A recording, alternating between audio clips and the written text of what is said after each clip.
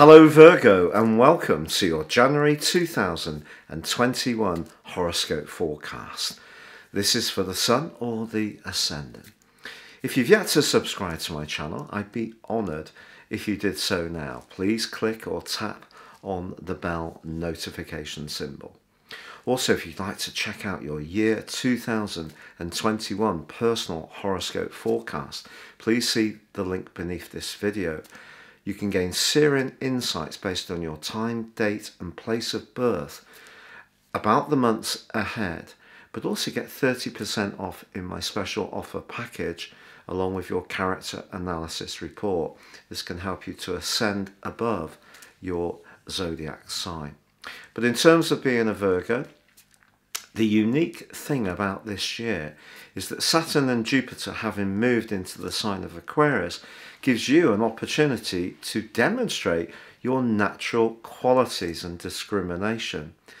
You have a real gift for observing what's really important, that attention to detail, that meticulousness, but also a real capacity to help others, to be of service. I must stress, not servile. So if through COVID your situation has changed in terms of your employment status, how you earn money, and that's pretty likely for a lot of us, I do feel that the combination of Jupiter and Saturn being together in Aquarius for the first time since 1405, exactly on the winter solstice last year, is a great chance for you to recalibrate your approach and to really try to find purity in your mission. So if you're doing something, it may be very noble, it may be well-meaning, but if your heart's not really in it, this is the year that you need to be thinking about how you can change things. And also the solar eclipse, which occurred on the 14th of December, was in your sector of where you live, with your home life, your home environment, but also your inner emotions. So that's going to be a very active area in the first 6 months, or first 5.5 months of 2021. Also Venus, the planet of love and affection, is in this area at the turn of the year and linking magnificently to Mars. Now, when these two get together, we get a nice balance between the more empathetic, relating side of our nature and the more go-getting and action side of our nature that comes from Mars. Now, Mars continues at the start of this month in the sign of Aries, but it is out of retrograde. It's finished that set of punishing right angles that it's encountered since the end of June last year, in terms of being at 90 degrees with Jupiter, Saturn and Pluto, and that Pluto-Mars square occurred over Christmas last year, which may have brought the tail end of COVID in its worst form very much to the fore. But what we have as you come into this new year is an opportunity to change something at a very fundamental level in your world, and Mars can help you now. It's going to be very much an asset. It's going to switch signs on the 7th into the sign of Taurus, which of course is your sister Earth sign, and that's very much about exploration, travel, being more of an independent-minded person. So you may find yourself thinking about where you're living or how you're living there, and this can all come up to the boil around about the 18th or 19th of this month in a big way. But it is also true that as this year begins, Venus is squaring up with Neptune, as well as forging that glorious alliance with Mars. So Neptune continues in your sector of relating, and because Neptune can at its highest level see us appreciate things in a very spiritual way, then maybe there has been some connection with someone that's occurred for you since 2012, which has been particularly meaningful. But there may have also been disappointments or disillusionment, or someone may not have actually turned out to be quite as good as you would like. So when it comes to romance as you enter into this new year, I think because Venus and Neptune are squaring, if there is a difficulty or a lack of alignment between you and someone you're closely connected to around where you live or how you live there, it may be difficult to really get to the bottom of how that other person is feeling. It's not that they're necessarily going to deliberately deceive or mislead you. It may be just the whole equation seems to be very elusive. So just be aware of that. If you meet someone new, they may seem amazing. They may be. But just retain a little bit of skepticism in these early parts of the year. Now, what does happen with Mars moving into Taurus on the 7th is that it does bring to an end a very long transition of Mars through your 8th house. The 8th house is very much to do with where we're most invested, but it can be very much to do with sex, it can be to do with money. So if there's been some tensions around possessiveness, control, jealousy in a close alliance over the last 6 months of 2020, I think Mars moving into your 9th house is going to free things up a bit. But if you are a free spirit, by the time of the 18th or 19th, when Mars aligns alongside Uranus, you'll need to break out and do something fundamentally spontaneous is going to be enormously strong. But there is two things that happen in the sign of Capricorn that are really lovely, deliciously lovely for you. From the 8th, Venus moves there, which can give you a greater sense of allure. You may hit the winter sales if you've got any shops left, or go online to get something glamorous to heighten your sex appeal, quite frankly. And if you do like to meet up and be with friends, if it's something you're able to do in your particular locality, I think a little bit of socialising can offset the other part of your nature that's going to be very much focused on being real, definitely with Jupiter and Saturn in the sign of Aquarius. But you know, Jupiter for all of the month and Saturn for some of the month are going to be squaring up with Uranus. In fact, in the case of Saturn, it's going to be squaring up with Uranus for the first broadly 7 months of this year.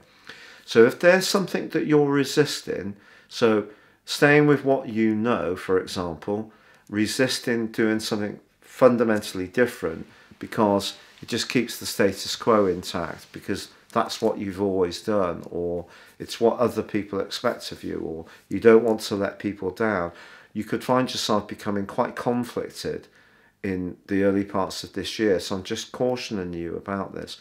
It is going to be important to feel that sense of passion wherever you're putting your formidable powers of discrimination into effect. So that ability to walk into a situation and see the detail of what's really meaningful, it cannot be diluted, but there may be part of you that kind of wants to not go there if it does mean a fundamental change. But I think one way or another you're going to have to look at it. But Mercury also moves on the 8th into Aquarius. It links immediately with Saturn, so maybe that's going to be a period of days where you do have some very grown-up conversations, and maybe some home truths are going to be exchanged, and maybe you're going to be more pointed. People sometimes feel that you're a bit critical. I think you've just got a phenomenal awareness of what really needs to be right, and when it's not right, you feel dislocated. So your natural reflex is to try and say or act to put something right. It's really good. We need Virgo energy to balance every other parts of the zodiac that perhaps lack that self-discipline, perhaps lack that discernment, that attention to detail that you have. So don't dish yourself about it. See it as an absolute asset. But I think if there is something around you that's niggling you, you're going to find it very hard not to speak out. Got to be really honest about that. But there is a very powerful new moon on the 13th, and this can be very transforming if you do need to be more creative, more self-expressive, or more passionate when it comes to your talents, your creativity, or even your love life, because Pluto really turns up the volume in terms of the intensity, and Pluto's about change. but it can be about transformations. So just bear that in mind. The Sun moves into Aquarius early this year on the 19th. It generally moves the 21st, sometimes the 20th, and very seldomly the 19th. This year it is the 19th. So that means that precision that Saturn and Jupiter are calling out to you to embrace, it is coming up again. Now, it could just be that you need to be more disciplined, even though you have a great appreciation of personal hygiene, care, perhaps being really interested in food. But I think nutrition for us all is something that when we're tired, that's when we go for the easy option. I think the more you can bring your organisational skills to bear, the more you can find a bit more gains that you can accumulate up bit by bit. Now, as we get to the 30th of, beg your pardon, the 28th, we do have a full moon. This one's in Leo, which is your 12th house, and the Sun's in the 6th, where, of course, Saturn and Jupiter are, and at this point, Mercury too. So, if there is something of a more subconscious level, a shadow side of your nature, a difficulty that you're pushing to one side, the proverbial sweeping under the carpet, it is going to come into the open on the back of this full moon as this month comes to a close and in the first 2 weeks of February. I don't think it's going to be possible to ignore that little stone that might be in the bottom of your shoe. So that side of you that really gets the detail, you have to embrace it, but you can't resist the information it's given you.